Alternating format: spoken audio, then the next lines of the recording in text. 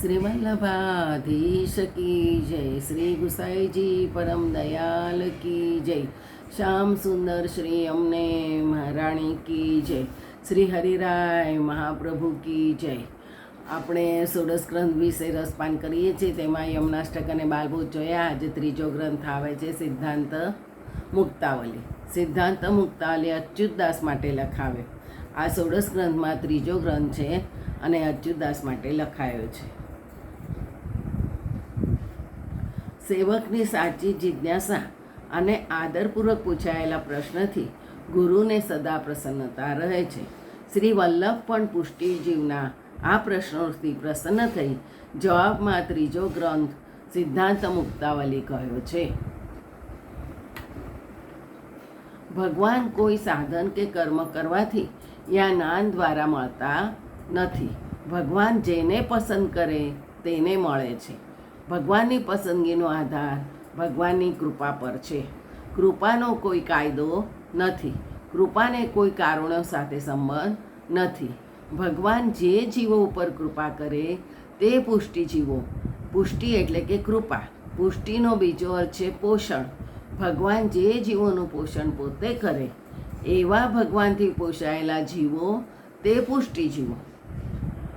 પુષ્ટિનો મૂળભૂત સિદ્ધાંત છે જેનો અંત આખરી નિર્ણય વેદ વચનોથી સિદ્ધ થાય, પ્રમાણભૂત બને તેનું નામ સિદ્ધાંત. સિદ્ધાંત કાયમી હોય, સનાતન હોય. સમય બદલાય એટલે સિદ્ધાંત ન બદલાય. સ્થળ બદલાય એટલે પણ સિદ્ધાંત ન બદલાય. વ્યક્તિએ પણ સિદ્ધાંત અલગ ન હોય. સિદ્ધાંત શાશ્વત હોય, એક જ હોય.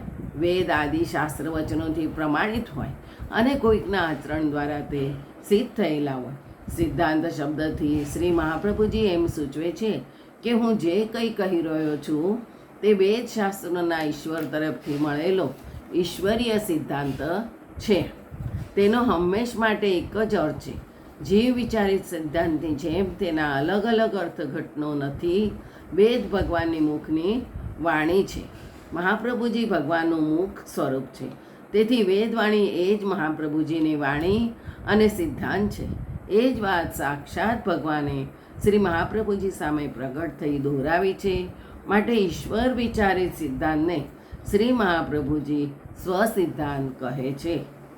અને સિદ્ધાંત રહસ્ય એટલે છુપાયેલું મૂળ તત્વ. અને સિદ્ધાંત મુક્તાવલી એ આપણે સમજીએ જ છીએ કે સિદ્ધાંતનું રહસ્ય આજ સુધી કોઈ ઋષિ કે આચાર્યએ બતાવ્યું નથી.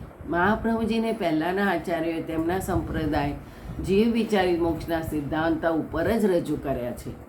મહાપ્રભુજી સિદ્ધાંતનું મૂળ તત્વ સિદ્ધાંત રહસ્ય નામના ગ્રંથમાં રજૂ કર્યું છે.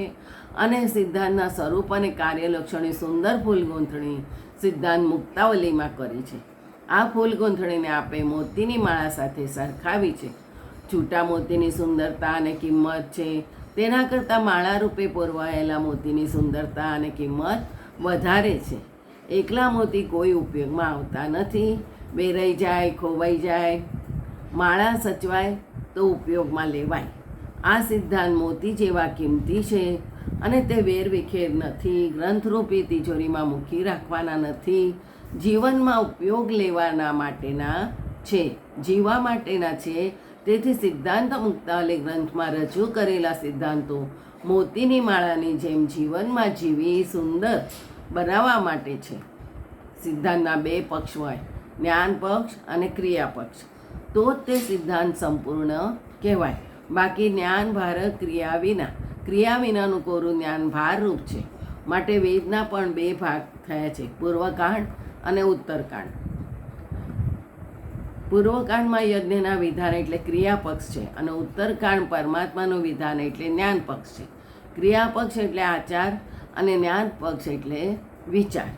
મહાપ્રભુજી સિદ્ધાંત મુક્તાવલીમાં આચાર અને વિચાર બંને આપણને સમજાવ્યા છે. મહાપ્રભુજીના આચાર પક્ષ એટલે પુષ્ટિ ભક્તિ માર્ગ, આ સેવા માર્ગ. અને તેમનો વિચાર પક્ષ એટલે શુદ્ધાદ્વૈત બ્રહ્મવાદ, જેનો પાયા ઉપર સેવા માર્ગ બન્યો છે. બ્રહ્મવાદને સમજ્યા વિના સરખી રીતે સેવા માર્ગ પર ન ચલાય આજે આપણે મહાપ્રભુજીના બ્રહ્મવાદને જાણતા નથી અને સેવા માર્ગે ચાલીએ છીએ.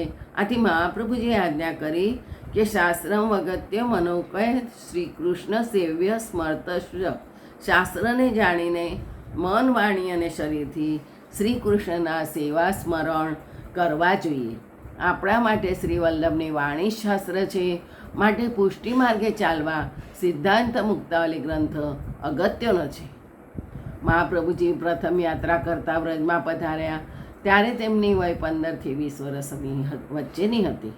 ગોવર્ધન ગિરિરાજની તળેટીમાં એમનો મુકામ હતો. એક દિવસ મેળાપ અચ્યુતદાસ નામના એક વિરક્ત સાથે થયો અને તે સનોડિયા બ્રાહ્મણ હતા. એકલા જ વિરક્ત અવસ્થામાં વ્રજમાં રહેતા હતા. અચ્યુતદાસ મહાપ્રભુજીના શરણે આવ્યા. તેમને મહાપ્રભુજીએ બ્રહ્મસંમત કરાવ્યો. મહાપ્રભુજીએ વિચાર કર્યો, અચ્યુતદાસ વિરક્ત છે, ઘર પરિવાર કે નોકરી ધંધો નથી, સદા વિરક્તમાં વ્રજમાં વિચરે છે. આ સ્થિતિમાં તેઓ ઘર વસાવી ઠાકોરજીની તનુવિદ્યા સેવા કરે તો કરી શકશે નહીં. તેથી આપે અચ્યુતદાસને આજ્ઞા કરી તમે શ્રીનાથજીની સેવા કરો, સેવા ન પધરાવો. અચ્યુતદાસે મહાપ્રભુજીને દંડવત કરી વિનંતી કરી, મહારાજ, મારા ઉપર એવી કૃપા કરો કે હું એકાંતમાં બેસી માનસી સેવા કરું, તેમાં મારું મન પરોવાય. મહાપ્રભુજીએ અચ્યુતદાસ પર કૃપા કરી પોતાનું ચરણામૃત તેમને આપ્યું.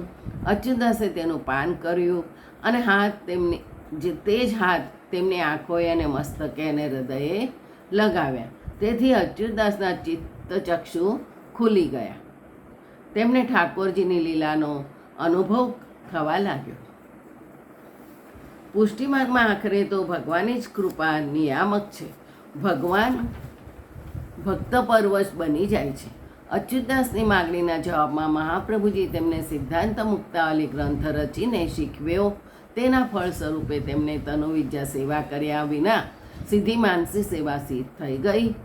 તેઓ ગિરિરાજજીની તળેટીમાં અન્યોર પાસે આવેલા ગોવિંદકુંડ નજીક પર્વતની એક ગુફામાં માનસી સેવામાં સદા મગ્ન રહેતા. તેમના નેત્રો સતત પ્રેમ રસથી છલકાતા. ગુસાઈજી અવારનવાર અચ્યુતદાસને મળવા પધારતા, કારણ કે અચ્યુતદાસના નેત્રોમાં તેમને મહાપ્રભુજીના દર્શન થતા હતા. મહાપ્રભુજીએ અચ્યુતદાસ માટે આ ગ્રંથની રચના કરી. તેની પાછળ 2 હેતુ હતા. એક તો અચ્યુતદાસને ફળરૂપા માનસી સેવાનું દાન કરવાનું હતું અને બીજું અચ્યુતદાસને સિદ્ધાંત સંમત સેવાનો ક્રમ તનુવિદ્યા દ્વારા માનસી ન સ્વીકારતા સીધી માનસી સેવા માગી લીધી. એનો ગલત અર્થ અન્ય વૈષ્ણવો ન કરે તે માટે મહાપ્રભુજી આ ગ્રંથમાં પોતાનો સિદ્ધાંત સ્પષ્ટ કર્યો છે.